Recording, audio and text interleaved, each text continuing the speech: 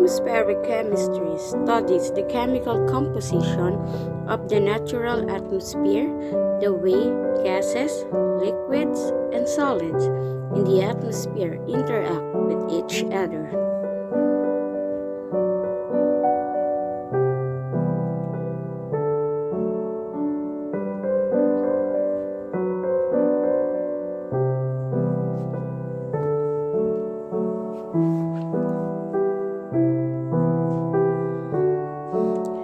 And with the Earth's surface and associated biota, and how human activities may be changing the chemical and physical characteristic of the atmosphere.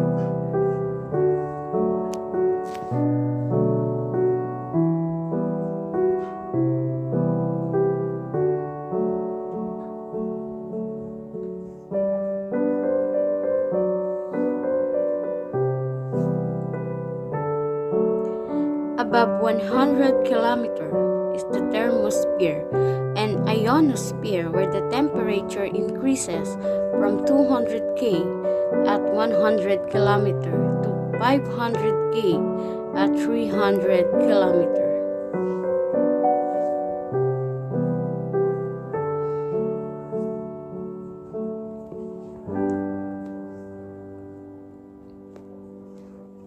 The temperature goes even higher as the altitude increases. Activity as the altitude decreases in the outer space.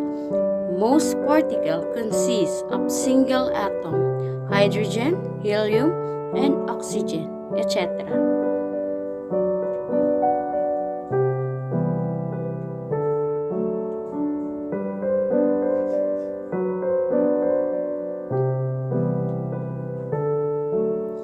Beyond the neutral thermosphere is the ionosphere and exosphere.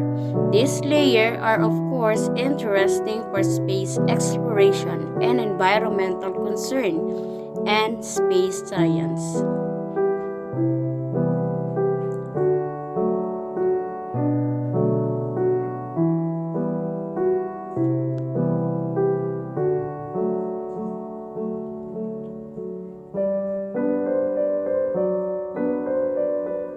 The atmosphere in the outer space is more like a plasma than a gas. Below the thermosphere is the mesosphere, in which the temperature decreases as the altitude increases.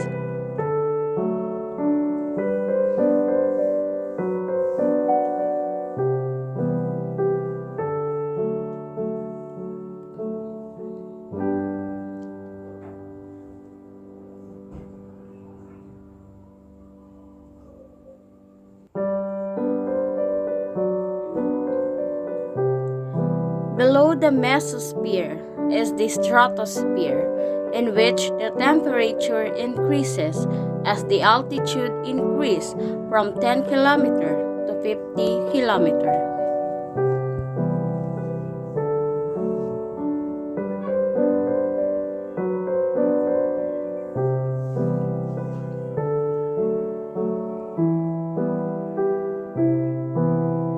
Airflow is horizontal in the stratosphere.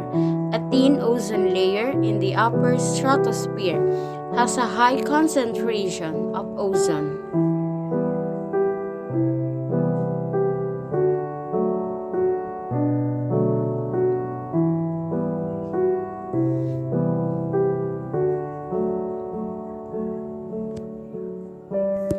This layer is primarily responsible for absorbing the ultraviolet radiation from the sun.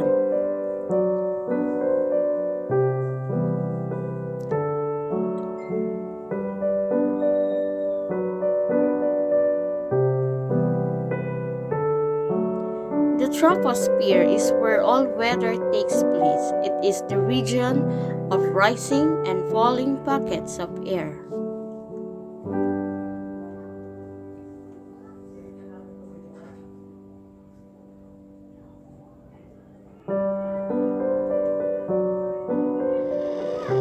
The air pressure at the top of the troposphere is only 10% of that at sea level.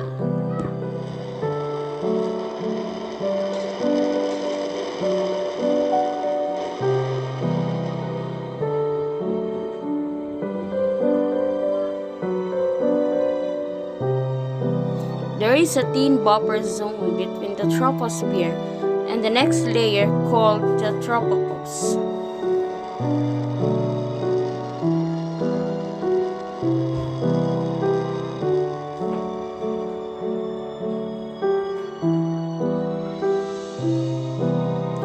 The major components in the region close to the surface of the Earth are N2, or nitrogen gas, which is 78%, oxygen gas, we have 21%, and argon, we have 1%, with a variable amount of water, CO2, CH4, NO2, CO, N2O, and O3.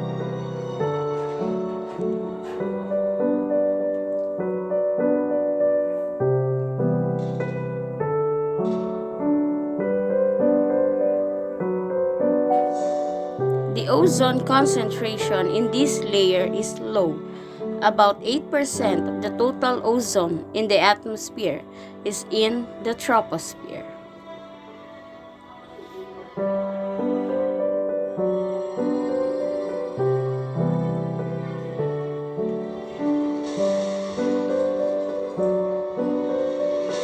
Carbon dioxide results from the excess burning of carbon-containing fuel.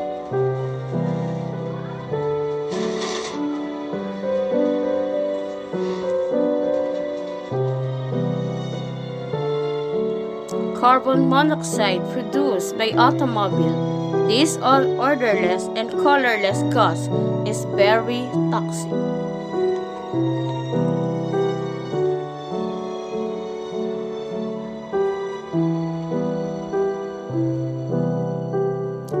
Ozone produced in the exhaust of internal combustion engine and the variation of ozone concentration in the stratosphere.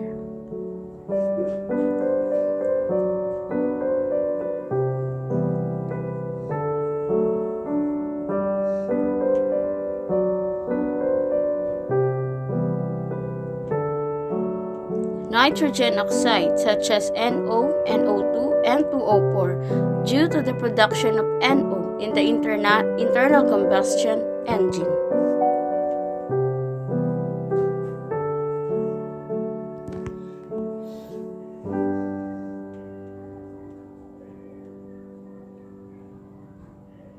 Methane gas produced due to treatment of large amount of waste.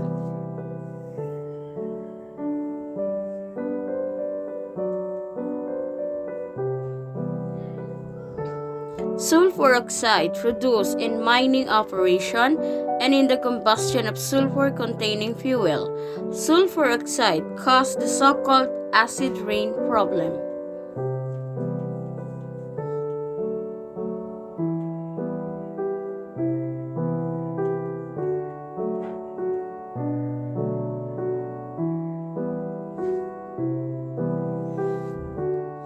Chlorofluorocarbon or CFC or gases used as refrigerant. When disposed into the atmosphere, they cause the ozone concentration to decrease.